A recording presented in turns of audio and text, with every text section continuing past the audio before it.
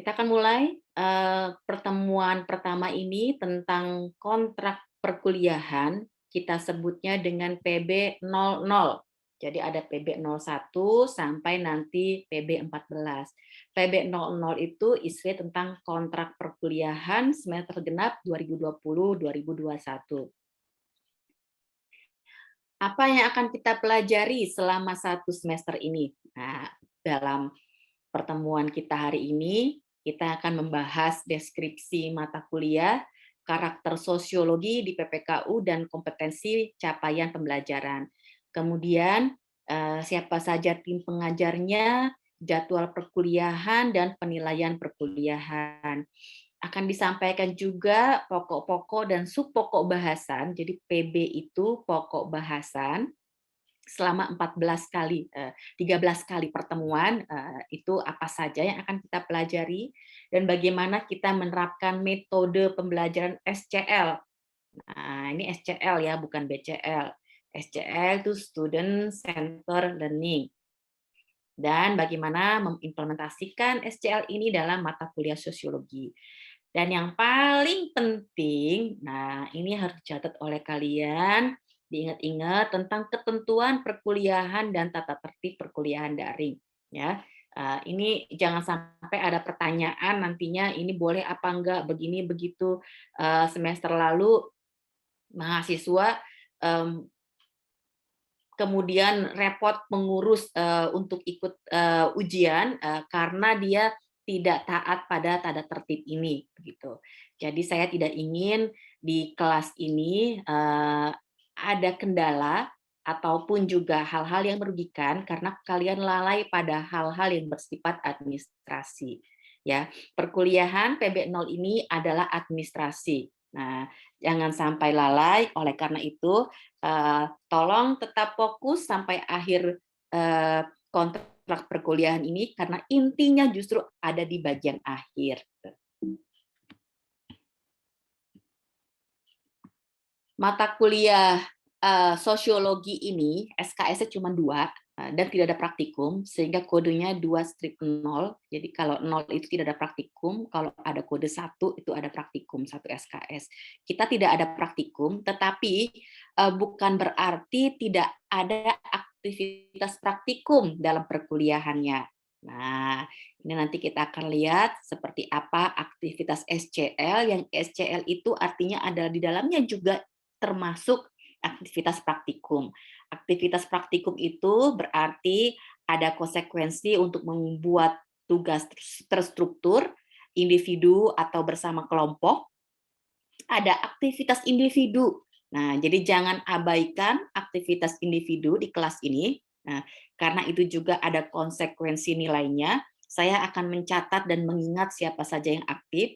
Ada Kak Bella yang mencatat, nanti akan melaporkan kepada saya rekapnya.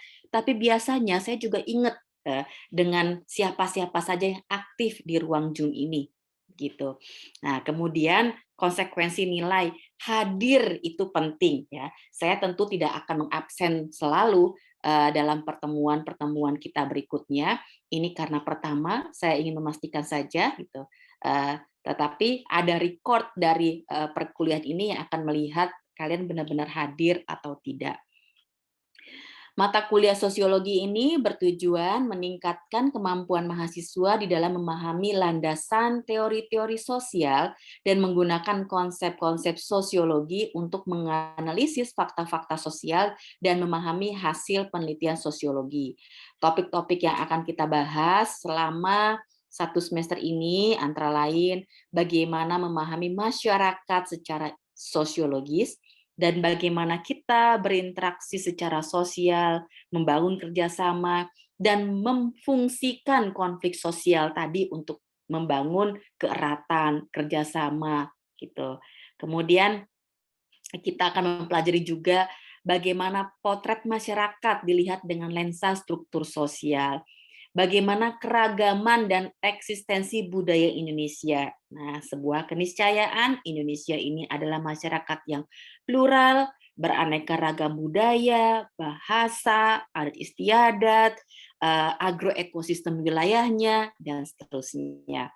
Dan kemudian juga kita akan mempelajari dinamika kelembagaan sosial, dan kita juga melihat bagaimana dinamika grup dalam masyarakat itu terus berubah.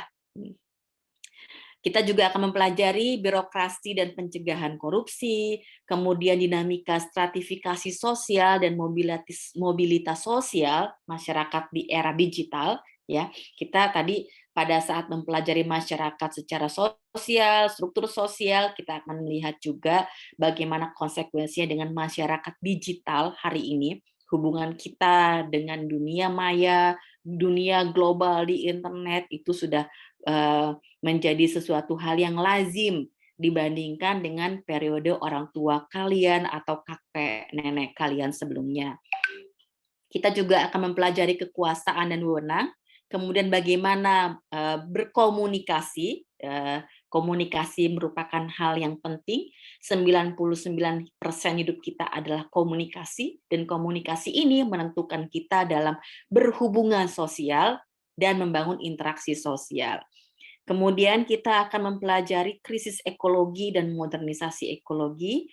Kita juga pelajari gender, kesetaraan, dan inklusi sosial. Dan terakhir adalah perubahan sosial dalam arus globalisasi. Karakter mata kuliah sosiologi yang diberikan untuk mahasiswa PPKU. Yang pertama, bahwa mata kuliah sosiologi ini mampu berdiri secara mandiri ya di IPB, gitu, tidak terikat dengan mata kuliah lainnya. Dia juga merupakan mata kuliah wajib bagi semua mahasiswa di PPKU. Nah, bagi mahasiswa SKPM seperti Ahmad Zidan ini merupakan mata kuliah yang wajib karena dia menjadi prasyarat untuk mengambil mata kuliah yang ada di atasnya. Tapi buat mahasiswa lain tidak wajib. Namun atau belum tentu menjadi prasyarat. Namun karena kita hari ini ada di kurikulum 2020, Kampus Merdeka Merdeka Belajar, siapapun juga bisa mengambil mata kuliah ini. Oleh karenanya, misalnya ada kawan-kawan yang tertarik untuk mengambil mata kuliah ekologi manusia. Nah, ekologi manusia itu prasyaratnya ada di sosiologi juga, karena dia mempelajari tentang krisis ekologi dan modernisasi ekologi. Nah, atau kalian ada yang tertarik di mata kuliah kependudukan dan pembangunan di SKPM. Nah, mata kuliah sosiologi ini menjadi prasyarat. Karena dalam kurikulum kita sekarang, mahasiswa manapun juga boleh mengambil mata kuliah yang sesuai dengan kebutuhannya. Nah, apa keahlian bidang ilmu yang ingin kalian tekuni? Nah, jadi jangan mengabaikan mata kuliah di PPKU, apalagi sosiologi. Nah, sosiologi ini banyak menjadi prasyarat bagi mata kuliah lainnya di Departemen SKPM PEMA. Kemudian juga karakter mata kuliah sosiologi ini, dia akan selalu mengupdate perkembangan yang terjadi pada masyarakat Indonesia dan dunia. Dan juga melihat bagaimana teori dan konsep, jadi teori dan konsep dari teori-teori sosial, serta bagaimana solusi untuk penyelesaian masalahnya untuk kemaslahatan masyarakat. Ya, cukup kalian pahami sosiologi itu bagaimana posisinya di PPKU IPB. Standar kompetensi itu adalah capaian yang ingin dicapai, ingin diraih setelah mahasiswa mempelajari sosiologi. Ada 5 hal. Yang pertama, mampu mengembangkan pola pikir mencari tahu berdasarkan konsep-konsep dan teori sosiologi. Ini masuk dalam aspek pengetahuan. Kemudian juga mahasiswa mampu mengembangkan kemampuan menghargai dan mengerti perspektif nilai, perilaku pihak lain. Nah, juga mampu membangun kesadaran dan pengertian terhadap budaya dan kebiasaan di berbagai tempat dan waktu yang berbeda-beda. Nah, waktu generasi nenek kalian, orang tua kalian dengan kalian hari ini itu berbeda, dan kalian harus bisa memahami konteks budayanya juga. Kemudian juga diharapkan mahasiswa mampu melatih interaksi dan independensi antar individu. Nah, ini. Jadi kita mempelajari sosiologi ini jelas-jelas dibangun atas kesadaran bahwa kita ini makhluk sosial yang membutuhkan satu sama lain, yang akan berinteraksi satu sama lain. Nah, jadi kita adalah makhluk yang sangat bergantung kepada individu, society, dan lingkungan. Nah, nanti pada mata kuliah, pada materi tentang krisis ekologi, kita akan mempelajari bahwa kita sangat bergantung dengan udara yang ada di sekitar kita. Kita akan sangat bergantung ketika ada pencemaran di sekitar kita, baik di udara, di tanah, maupun di air. Nah, ini melalui mata kuliah sosiologi kita melatih interaksi dan independensi kita baik kepada sesama manusia maupun kepada alam semesta. Kemudian juga mahasiswa diharapkan bisa membangun pola pikir yang antisipatif. Nah, terhadap berbagai perubahan akibat tindakan manusia. Nah, pada berbagai aras. Jadi mulai dari pengetahuan, pemahamannya itu sampai kepada aspek sikap. Nah, sehingga kita selalu bisa mengantisipasi masalah yang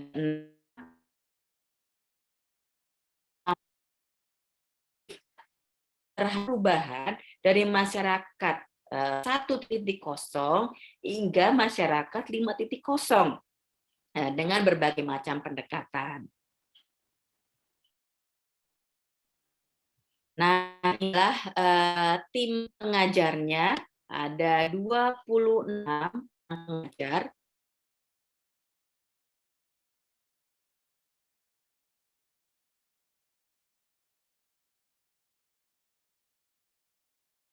Saya terpental sepertinya ya. Kalian masih bisa dengar suara saya? Masih, Ibu. PPT-nya masih ada atau sudah keluar? Sudah keluar, Bu. Sudah keluar ya. Sudah. Baik. Kalau begitu, saya mohon izin untuk mematikan video karena mengurangi bandwidth karena saya juga presentasi. Nanti pada saat diskusi saya akan open video lagi.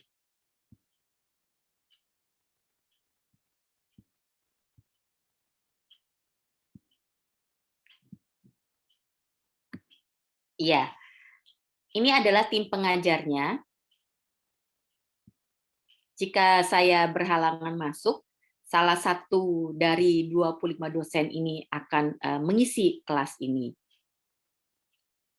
Ini jadwalnya, bisa kita lihat dari hari Senin sampai Jumat, ada semua. Kita ada di sini, SS08.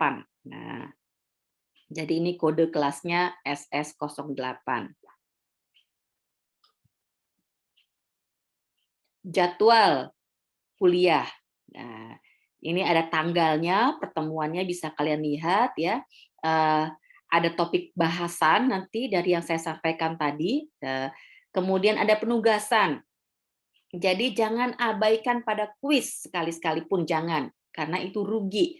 Kuis dan tugas struktur itu sangat bisa membantu mendongkrak nilai kalian ketika UTS atau UAS-nya border. Nah, nilainya udah mendekati ke A, ini tipis gitu ya. Kita akan lihat dari kuisnya, dari keaktifan di kelas. Oh iya, ini mahasiswa ini aktif gitu. Maka bisa dinaikkan ke nilai di atasnya. Jika ada hari libur, ini sudah diantisipasi hari penggantinya. Untuk kita yang hari Senin tidak ada ya, tapi pada yang berikutnya itu ada. Tugas kuis dan tugas struktur itu dikerjakan pada malam hari maksimal, nanti ada jadwalnya disampaikan. Artinya kawan-kawan di sini mohon untuk aktif melihat kurs IPB dan LMS-nya. Nah, ini sampai ke pertemuan 13 tadi ya. Nah, yang Senin pada 1 Juni hari Pancasila ini penggantinya minggu depannya, hari Selasa pada jam yang sama. Nah, UAS itu tanggal 16 sampai 26 Juni. Nah, ini diperhatikan ya. Ini jadwal kuliah. nilai. Nah, ini huruf mutunya ada A, B, sampai E. Saya kira ini sudah standar sekali, tidak perlu saya jelaskan detail karena kalian sudah semester 2, sudah punya pengalaman dengan semester sebelumnya. Aktivitasnya ada 4. Pertama adalah partisipasi dalam setiap kegiatan belajar. Yang disebut partisipasi adalah bagaimana kalian merespon panggilan saya dan merespon pertanyaan-pertanyaan saya, atau juga merespon saya dengan pertanyaan-pertanyaan kalian, atau kalian saling merespon karena ada teman kalian yang memantik pertanyaan dan teman yang lain bisa menjawabnya. Nah, itu disebut dengan partisipasi dalam kegiatan belajar. Kemudian ada UTS, UAS, ada kuis, yang setiap aktivitas ini punya konsekuensi nilai. Ada kuis 4 kali, ada tugas kelompok juga 4 kali. Komposisi nilai UTS dan UAS itu masing-masing 30%, kemudian kuisnya itu 10%, tugas terstruktur. Nah, tugas kelompok ini gede ya, 15%. Keaktifan diskusi di kelas, nah ini 5% ya, karena terbatas siapa yang bisa aktif. Jadi kalau ada kesempatan jangan disia-siakan. Kita akan berdiskusi, mendiskusikan tugas struktur di kelas itu porsinya 5% untuk individu ya. Untuk tugas strukturnya 15%. Jadi keaktifan diskusi itu nilai individu. Partisipasi kehadiran 10%. Jadi kalau ada yang tidak hadir, coba saya akan cek kembali siapa yang belum absen. Saya tidak akan cek terus-terusan. Ini hanya contoh saja untuk melihat. Ya, semua sudah absen, sudah masuk ya, tidak ada masalah lagi kecuali 1 orang yang sejak awal memang saya panggil tidak hadir. Kadrunada Naila Iskandar Putri. Nah, sampai saat ini tidak hadir. Paham ya sampai di sini? Kemudian kita akan masuk ke pokok dan subpokok bahasan. PB itu pokok bahasan. Di sini pokok bahasannya yang pertama, PB1, memahami masyarakat secara sosiologis. Kita akan mempelajari bagaimana fenomena sosial terkini dari interaksi sampai dengan perubahan sosial. Kita akan mempelajari konsep-konsep sosiologi dalam memahami masyarakat dan kemudian bagaimana penelitian dan penerapan sosiologi. Kemudian pada PB2, interaksi sosial, membangun kerjasama dan memfungsikan konflik sosial, kita akan mempelajari 4 hal. Pertama, kita akan memulainya dari fenomena sosial terkait dengan kerjasama dan konflik sosial. Kemudian, apa definisi dan syarat-syarat dari interaksi sosial. Kemudian, bagaimana bentuk-bentuk interaksi sosial dan apa tantangan dan solusi dari interaksi sosial itu. Apa tantangan dari kerjasama, apa solusi dari sebuah konflik sosial. Kemudian, pada PB3, kita akan mempelajari potret masyarakat dilihat dengan lensa struktur sosial. Ya, jadi fenomena sosial kontemporer, struktur sosial sebagai alat untuk memotret masyarakat, dan bagaimana konsekuensi struktur sosial bagi kehidupan manusia. Pada PB4, tentang keragaman dan eksistensi kebudayaan Indonesia, kita akan melihat bagaimana realitas dan dinamika keragaman budaya Indonesia.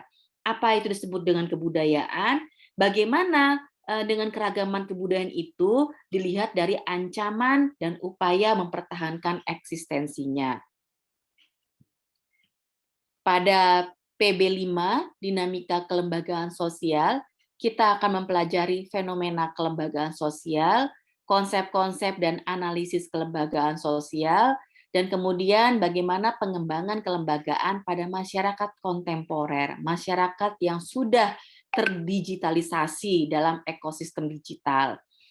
Pada PB6, kita akan mempelajari dinamika grup dalam masyarakat yang berubah, bagaimana fenomena grup dalam komunitas, dasar pembentukan grup itu apa, penggolongan grup, struktur dan kohesi grup. Kohesi itu apakah dia dekat, tarik-penariknya ya, apakah dia menjauh begitu. Dan bagaimana dinamika grup. Nah, grup ini sangat dinamis ya, bisa membesar, bisa mengecil, bahkan di dalam WA grup juga ada yang keluar, ada yang masuk, ada yang baperan keluar, terus kemudian masuk lagi begitu. Pada PB ke-7, kita akan mempelajari birokrasi dan pencegahan korupsi.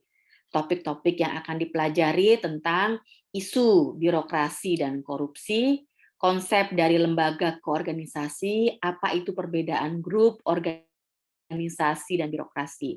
Kemudian bagaimana pencegahan korupsi dan transformasi birokrasi. Pada pokok bahasan ke-8 tentang dinamika, stratifikasi, dan mobilitas sosial di Indonesia pada era digital. Nah, di sini sangat relevan sekali buat kawan-kawan semua.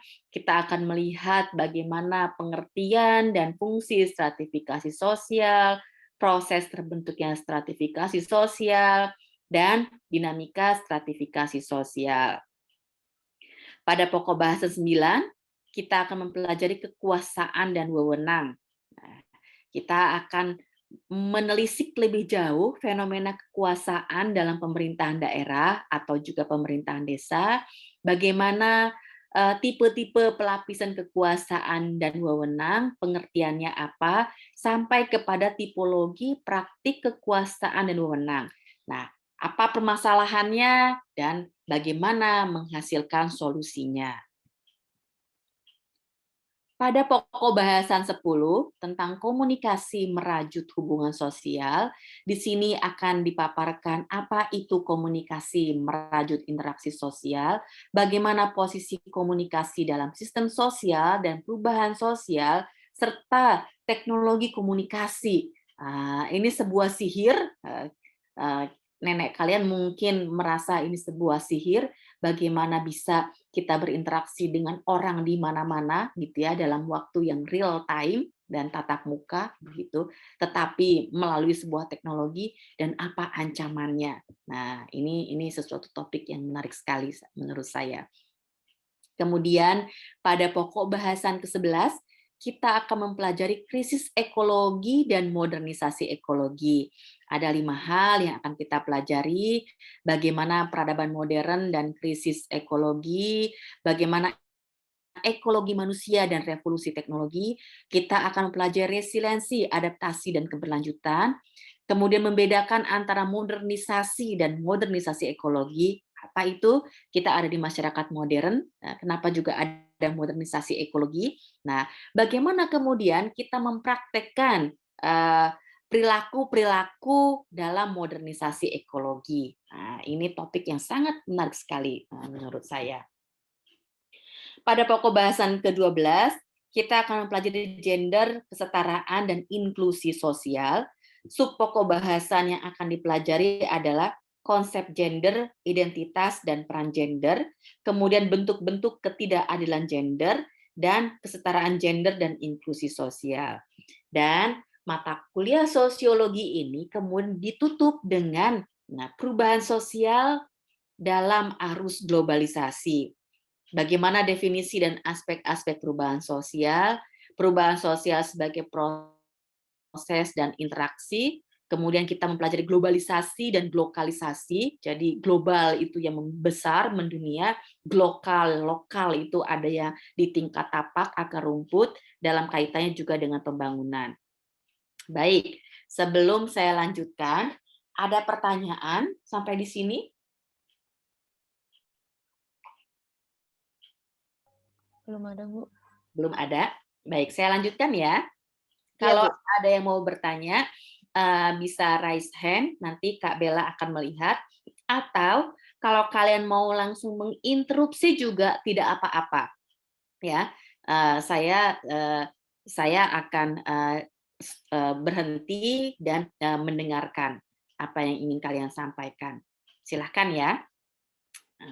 Saya lanjutkan kepada metode pembelajaran. Student-centered learning itu adalah metode pembelajaran yang berpusat pada mahasiswa.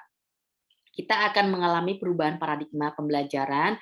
Kalau yang sebelumnya pengetahuan itu dipandang sebagai sesuatu yang sudah jadi di kepala dosen dan kemudian ditransfer kepada mahasiswa, sekarang tidak begitu lagi caranya. Pengetahuan itu hasil konstruksi atau hasil proses yang dibentuk dalam jangka panjang.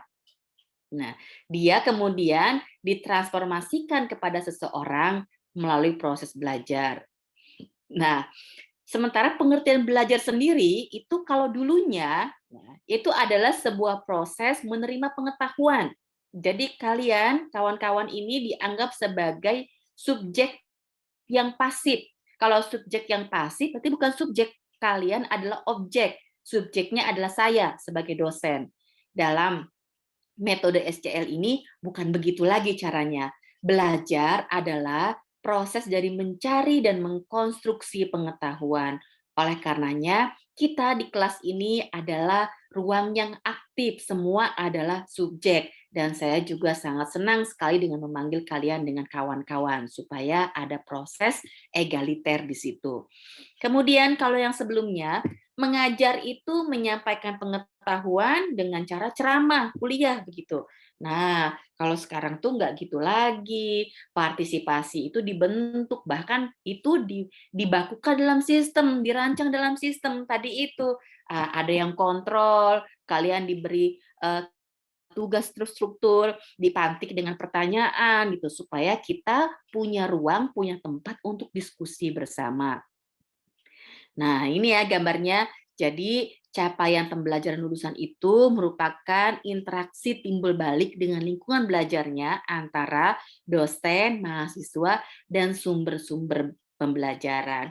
Sumber-sumber pembelajaran itu tidak hanya dari yang tersedia dari kurs atau dari LMS kalian, tapi ada banyak sekali tersedia di YouTube, di internet yang bisa kalian explore lebih jauh lagi. Dan kemudian kalian bawa ke kelas ini, kita diskusikan bersama-sama. Nah, saya tugasnya sebagai fasilitator, bukan karena saya orang yang lebih pintar, tapi karena saya lebih dulu belajar, ya, saya lebih dulu membaca. Nah, sehingga saya mengetahui lebih banyak. Bukan berarti kawan-kawan itu tidak tahu lebih banyak, begitu ya. Tapi jam terbang, proses dinamika kehidupan membuat saya lebih banyak mengenyam pengalaman itu, sehingga saya bisa mentransfer pemahaman yang lebih utuh kepada kawan-kawan yang sedang belajar ini. Begitu ya proses interaksinya. Metode pembelajaran SCL. Nah, jadi pembelajarannya dosen itu sebagai fasilitator dan juga motivator. Nah, saya tidak hanya mentransfer pengetahuan, tapi saya juga akan mentransfer nilai-nilai, mentransfer pengalaman, mentransfer cara belajar, bagaimana sukses belajar. Oleh karenanya di WhatsApp group tadi pagi saya sudah sampaikan juga sebuah video yang itu saya kira penting sekali untuk dipegang dari sekarang gitu ya, di awal semester baru kuliah kalian, supaya kawan-kawan semua bisa sukses, bukan hanya sukses dalam mata kuliah ini, tapi juga sukses dalam semua mata kuliah, sukses lulus dari IPB, bahkan sukses dalam kehidupan di masa yang akan datang. Kita akan berinteraksi, ada bahan bacaan, sumber belajar yang multidimensi, mahasiswa harus menunjukkan kinerja yang kreatif, gitu, kognitif, psikomotorik, afektif, semuanya harus utuh.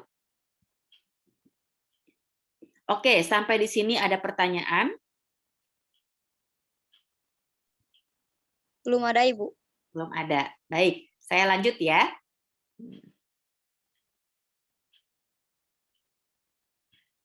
Berikutnya tentang tugas terstruktur. Tugas terstruktur merupakan tugas kelompok secara berkala, masing-masing diberikan 2 kali pada saat UTS, 2 kali saat UAS. ditujukan untuk melatih, memahami teknis ujian via kurs dan materi perkuliahan, serta untuk mengevaluasi kemampuan mahasiswa. Nah, jadi ini sebenarnya latihan. Kalau nanti ada kendala, kok nggak bisa masuk, caranya gimana? Karena kan kita ujiannya juga berbasis online.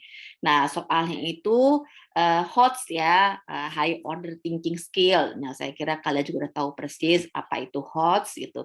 Ini merupakan keterampilan dalam pembelajaran di abad 21. Kita akan berpikir kritis dalam memahami fakta sosial, sehingga mampu menemukan ide-ide kritis dalam melakukan tindakan yang dipilih. Kemudian juga kawan-kawan harus kreatif. Nah, kreatif ini kunci ya. Berpikir kritis kunci, kreatif juga kunci. Mencari literatur, rujukan dari berbagai sumber, menjawab permasalahan dengan berbagai alternatif solusi. Kemudian juga kolaboratif. Nah, tugas struktur kerja kelompok itu tujuannya menjalin kerja kolaboratif, kerjasama, bagaimana memecahkan masalah, fakta-fakta sosial secara bersama-sama. Hari gini kita nggak ada yang kerja sendiri-sendiri. Hari gini kita adalah kerja kolektif, kerja kolaboratif.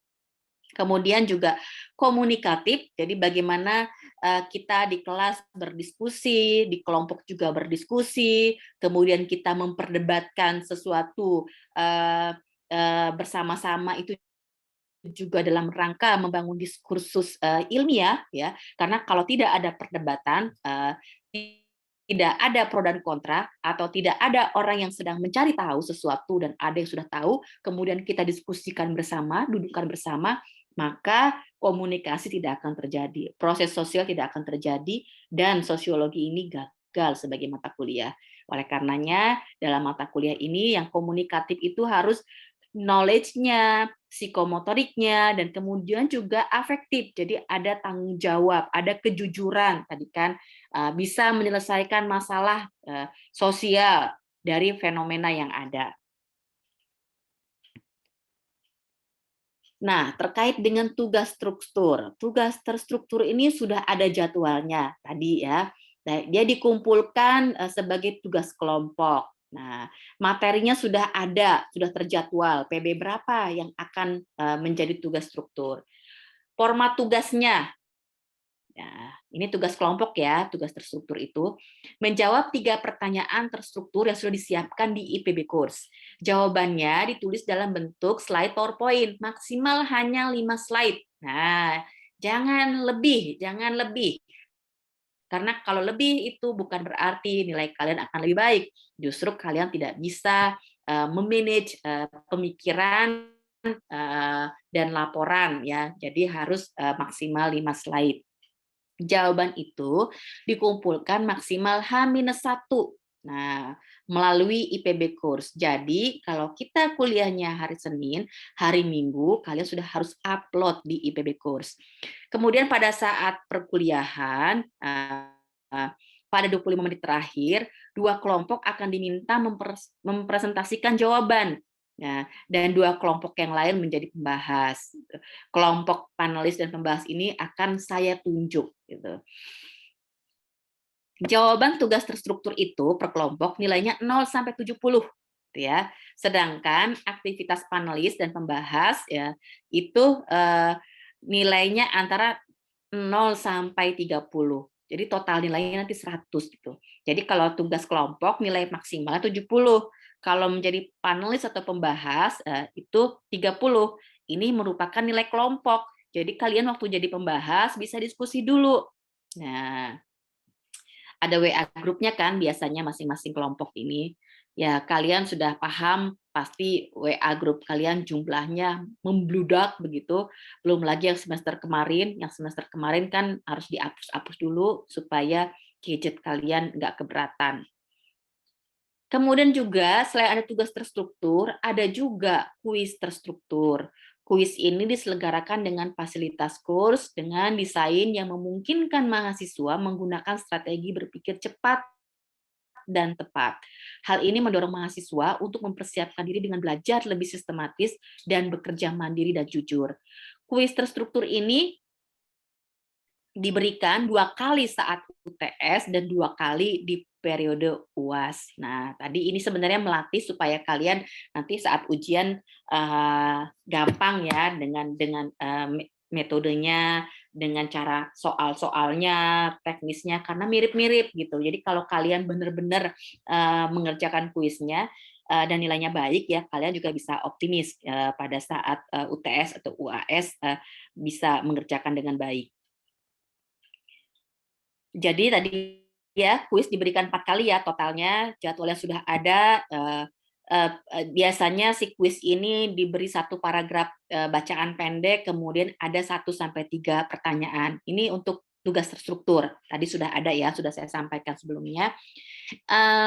Kalau kuis itu soalnya bervariasi antara 5-10 soal.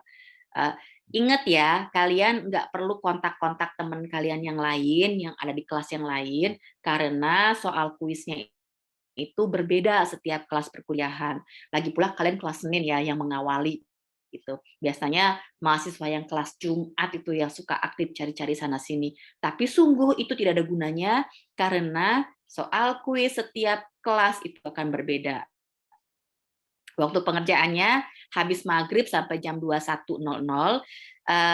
Jadi kalian jangan leyeh-leyeh. Leyeh-leyeh itu santai-santai, ngegampang-gampangin karena sistem ini dikunci otomatis pada jam 21.00. Ya, begitu ya.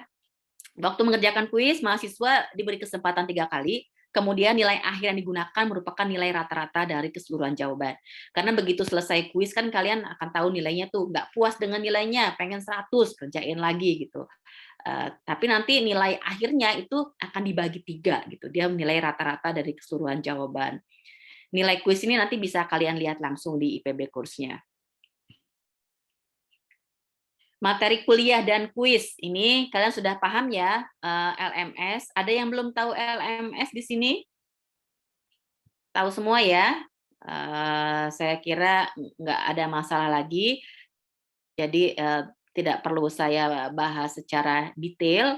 Kalian masuk ke LMS, kemudian cari mata kuliah sosiologi. Buku-buku rujukan ada semua di sini. Bahan ini juga tersedia di LMS. Nanti bisa kalian pelajari lebih jauh lagi. Oke, sampai di sini. Ada pertanyaan dulu tidak? Nah, sebelum kita sampai ke yang lebih detail, karena yang berikutnya itu panduan pada saat kuliah, pada saat ujian, peraturan-peraturan isinya yang tidak bisa, ini kontrak perkuliahan, ini kontrak sosial, tidak bisa dilanggar lagi ya. Ya, saya sambil lihat kalian semua masih open kamera. Ibu interupsi, izin bertanya Bu. Iya, silakan. Ya Bu, saya izin bertanya tentang itu Bu, tugas terstruktur kan pengumpulannya itu H-1. Berarti kalau misalnya hari ini dikasih tugas, nah berarti pengumpulannya itu terakhir hari Minggu yang akan datang ya Bu ya? Atau gimana Bu? Iya, kalau kalian tuh kan di awal enak banget ya, beruntung yang kelas Senin itu. Sekarang udah tahu nih ada tugas gitu. Dikumpulkannya itu berarti sekarang Senin. Nah, hari Minggu dikumpulkannya karena kita akan kuliah pada Senin yang akan datang. Jadi kalian sudah ini antisipasi kan, oh Sabtu Minggu bisa dikerjakan, Minggu diupload gitu kan. Nah, pada saat kalau kalian ada yang menguploadnya tengah malam gitu kan, itu saya pagi masih bisa akses. Tapi kalau yang kuliahnya Senin pagi, nah biasanya ada ketentuan jamnya gitu. Kalian karena pagi saya akan periksa dulu, itu akan kita bahas di kelas. Begitu Intan? Ya, baik Bu. Terima kasih Bu. Iya. Ada lagi yang lain? Bu, saya izin bertanya, Bu. Iya, Saima.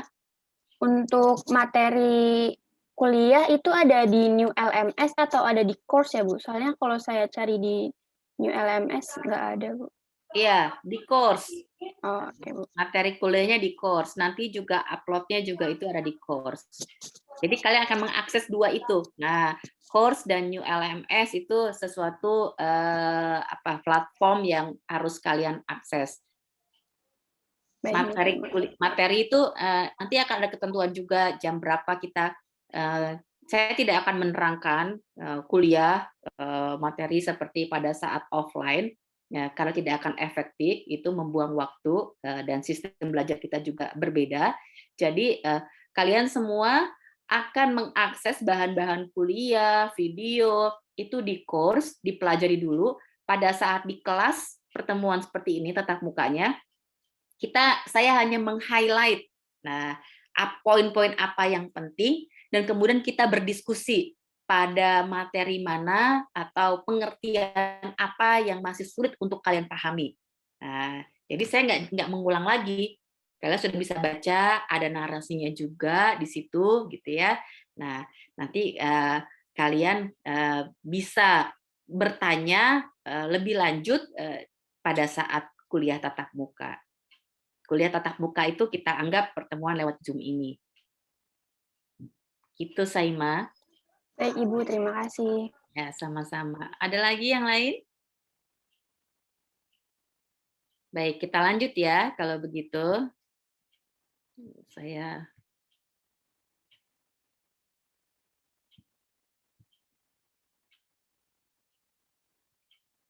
off dulu.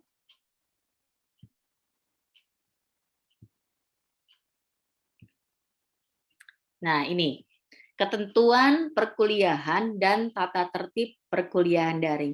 Mohon kawan-kawan bisa memperhatikan hal ini dengan seksama, ya. Mata kuliah sosiologi hanya 2 SKS, dilakukan tatap mukanya itu lewat online, durasinya 2 kali 50 menit, berarti kita selesai jam 2.40 ya sebetulnya. Nah, ini sudah 2.19, kita punya waktu 20 menit lagi. Tapi juga tadi karena agak terlambat ya, karena sesuatu dan lain hal, awalan oke, kita toleransi. Durasi waktunya dan penugasan terstruktur itu waktunya 60 menit. Nah, ini sebenarnya asumsi ya. Nah, kalian bisa lebih, bisa kurang begitu. Tapi perhitungan waktu yang dua kali UTS, 2 kali UAS ya, itu tugas terstrukturnya itu sudah dihitung berdasarkan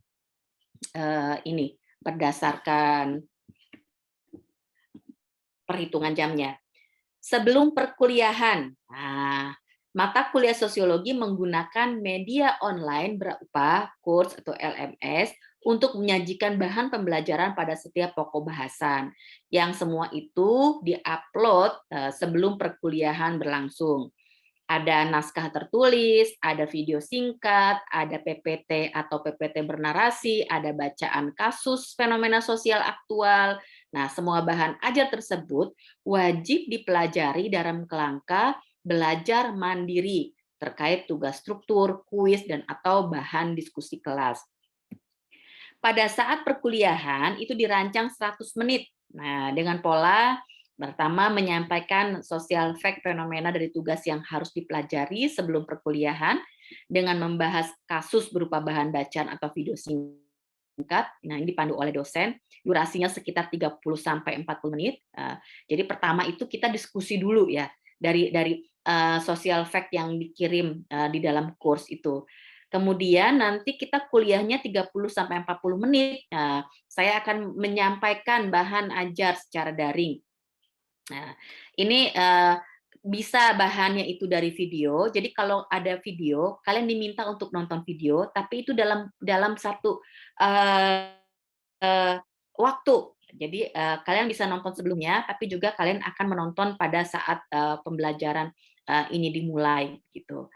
Kemudian juga sekitar 30-40 menit kita akan diskusi tentang video, tentang atau tentang diskusi sebelumnya, atau juga tentang teori atau pemaparan yang di-highlight oleh dosen. Nah, ini ya metode pembelajarannya pada saat perkuliahan tatap muka online. Tata tertib perkuliahan daring. Peserta kuliah dan praktikum, ini kan kuliah dan praktikum ya sekaligus, itu dianggap sah apabila tercantum dalam daftar hadir. Nah, tadi kalian semua sudah saya absen ya, ada semua dalam daftar hadir, hadir semua. Nah, kemudian wajib mengikuti seluruh proses kuliah 100%. Dosen dan mahasiswa melaksanakan pembelajaran daring sesuai jadwal perkuliahan yang ditetapkan. Dosen wajib memulai kuliah tepat waktu, kecuali dengan pemberitahuan sebelumnya. Jadi bisa jadi ya, saya misalnya bilang agak terlambat, boleh enggak kalian nonton dulu videonya, misalnya itu kalau ada hal-hal yang urgent sekali, atau kita ganti karena libur. Nah, jadwal penggantinya ini. Nah, itu adalah hal-hal yang telah disepakati. Mahasiswa juga mendapatkan link kelas virtual. Saya kira di dalam WA group sudah ada di judulnya, jadi tidak perlu lagi nanya linknya mana. Kalian tinggal masuk karena sudah tertulis di dalam WA group ya.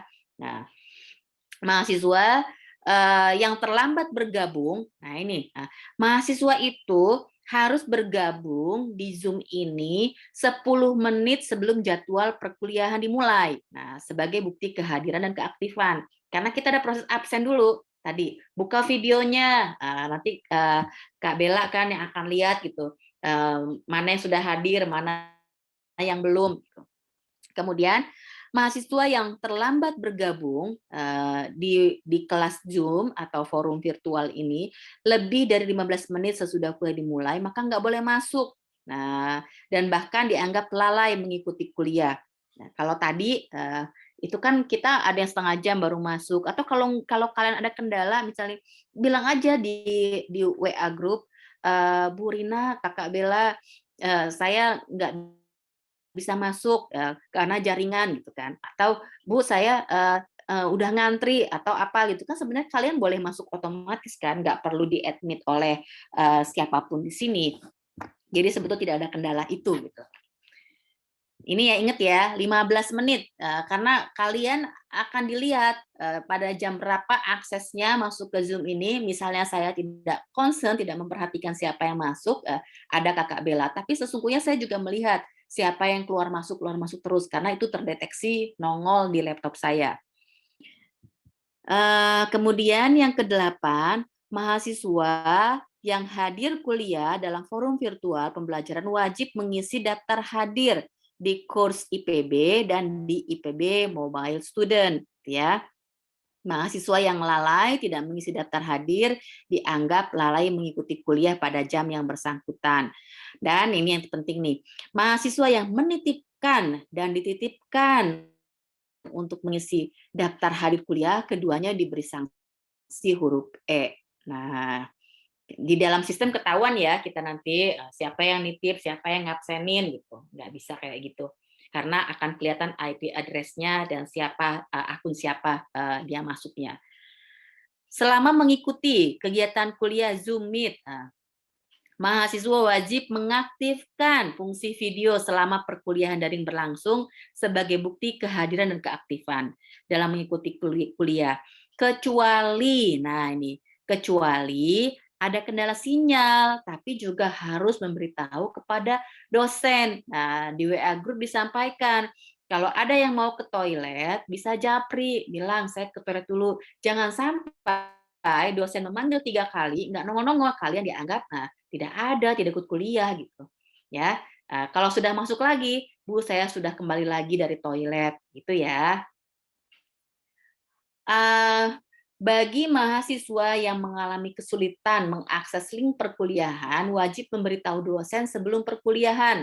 Nah, kemudian juga mahasiswa tidak diperkenankan melakukan aktivitas lain pada saat mengikuti perkuliahan kecuali atas izin dosen. Nah, tadi ya saya bilang kalau kalian mau ke toilet ya beritahu aja.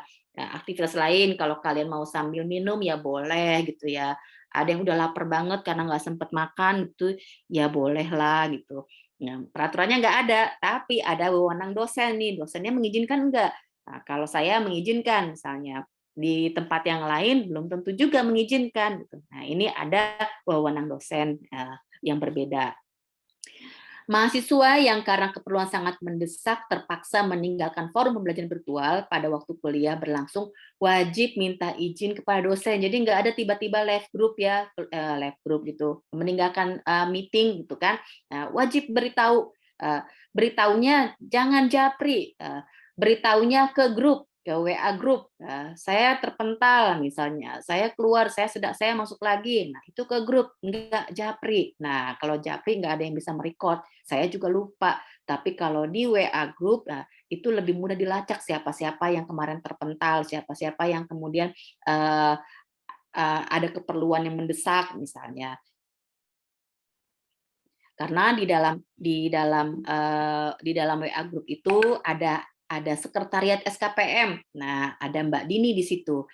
Jadi ada sekretariat, ada tim IT, ada Kakak Bella, ada saya, gitu. Jadi kalian tuh nggak bebas dalam artian bisa ngakal-ngakalin ya, gitu. Karena penjaga-penjaganya ini sudah banyak sekali. Kemudian yang ke-13, mahasiswa yang berhalangan mengikuti kuliah karena alasan yang sangat penting harus menyampaikan pemberitahuan tertulis kepada dosen mata kuliah yang bersangkutan selambat-lambatnya pada hari kuliah berikutnya, dan selanjutnya meminta surat izin tidak mengikuti kuliah kepada koordinator mata kuliah dengan melampirkan keterangan atau bukti pendukung.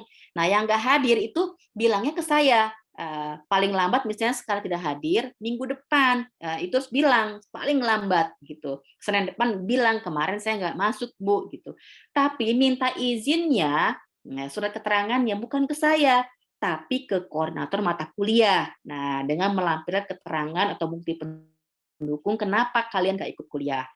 Itu ya, lagi-lagi nanti diberitahu siapa koordinatornya. Kalian ke saya hanya memberitahu, tapi minta izinnya adalah ke koordinator mata kuliah.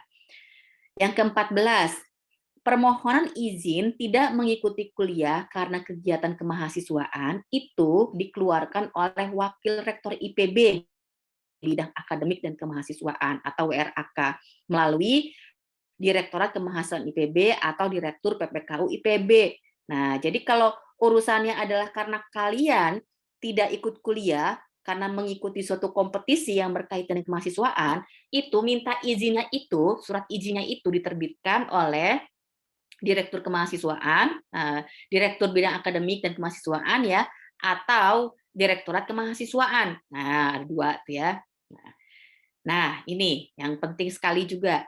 Izin tidak mengikuti kuliah karena alasan sakit atau alasan lain yang sah dapat diberikan maksimum 20% dari total kegiatan kuliah satu semester.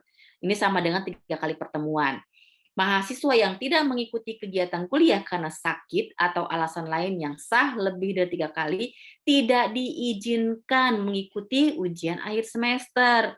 Nah, kalian harus hati-hati bahwa nanti pengumuman daftar cekal itu akan disampaikan pada saat UTS atau UAS. Tata tertib UTS dan UAS. Tadi ya, mahasiswa itu boleh ikut UTS sekurang-kurangnya 5 kali pertemuan. Atau dia bisa ikut UAS dengan hadir minimal 11 kali. Nah, jadi tadi 3 kali itu ya, itu 3 kali itu dari 14 kali pertemuan. Terus mahasiswa peserta ujian, jangan lupa nih, harus melakukan self-enrollment pada mata kuliah di kurs IPB 1 hari paling enggak sebelum pelaksanaan UTS UAS. Jadi jangan mepet-mepet juga lah sebetulnya ya. 1 hari ini kan sebenarnya yang paling mepet gitu. Kemudian mahasiswa harus mempersiapkan perangkat-perangkat perkuliahan yang diperlukan seperti laptop, kuota, sinyalnya juga. Jangan sampai alasan, Bu, saya nggak ada sinyal. Loh, kita kan kuliahnya memang daring, memang bergantung kepada internet. Pikirkan dengan baik sinyalnya, dengan baik kuotanya, gitu. Perhatikan laptopnya, gitu kan. Jadi jangan sampai itu dijadikan alasan. Apalagi itu alasan sebelum melaksanakan ujian. Nah, ini sama. Kalian yang tidak bisa mengikuti ujian karena suatu aktivitas kemahasiswaan, surat izinnya itu diterbitkan Direktur PPKU. Jadi nggak ada yang nanya ke saya bilang, Bu, saya mau ikut lomba internasional main catur virtual gitu kan. Nggak ke saya itu cuma menerima aja suratnya. Nah, kalian mintanya ke Direktur PPKU atau kemahasiswaan. Nah, kemudian bagi mahasiswa yang memenuhi syarat untuk ujian tetapi tidak mengikuti ujian sesuai dengan jadwal karena suatu alasan yang sah, bisa sakit, bisa karena izin tadi, nah itu berhak mendapatkan ujian susulan. Tapi dia wajib memberitahukan ke siapa? Bukan ke saya juga, ke koordinator mata kuliah atau ke tim administrasi di sekretariat SKPM. Bukan ke Kak Bella juga ngasih tahunya ya. Nah, jadi kalian akan berhubungan langsung dengan tim administrasi SKPM atau kepada koordinator mata kuliah. Sekretariat Departemen SKPM PEMA itu sebagai home base dari mata kuliah sosiologi dan dia akan mengumumkan nilainya paling lama 2 minggu setelah ujian berlangsung, gitu ya. Nah, dan mahasiswa juga boleh memeriksa nilainya itu selambat-lambatnya 3 hari setelah nilai di ujian diumumkan. Jadi kalau setelah seminggu baru sadar mau meriksa, mau ngoreksi udah nggak bisa, udah lewat. Nah, pelanggaran dan saksi ini ya, pemalsuan surat izin, tidak masuk kuliah online, menitipkan atau dititipkan pengisian daftar hadir, mencontek atau saling mencontek dan ada bukti-buktinya ditemukan oleh pengawas ujian, melakukan plagiat dalam menulis jawaban tugas mingguan, itu semua sanksinya dan tidak diperkenankan mengikuti kuliah semester berlangsung. Jadi nggak ada gunanya ya kalian. Nah, hati-hati dengan bentuk pelanggaran ini, jangan main-main ya. Nah, ini dia. Nah, ini adalah yang paling harus kalian screenshot, kalian simpen, kalian catat. Koordinator mata kuliah ini adalah Pak Murdiarto. Nah, ini ada nomor handphonenya. Administrasi pendidikan dari mata kuliah ini adalah Ibu Anggra. Ini nomor teleponnya. Jadi ketika ada kendala hal-hal yang berkaitan dengan teknis, dengan izin tadi, sakit dan sebagainya, maka kontaklah Ibu Anggra ini atau Pak Mur gitu ya. Kalau hal-hal yang teknis ke Ibu Anggra ini. Itu saya kira silahkan selanjutnya jika ada hal-hal yang ingin diperjelas.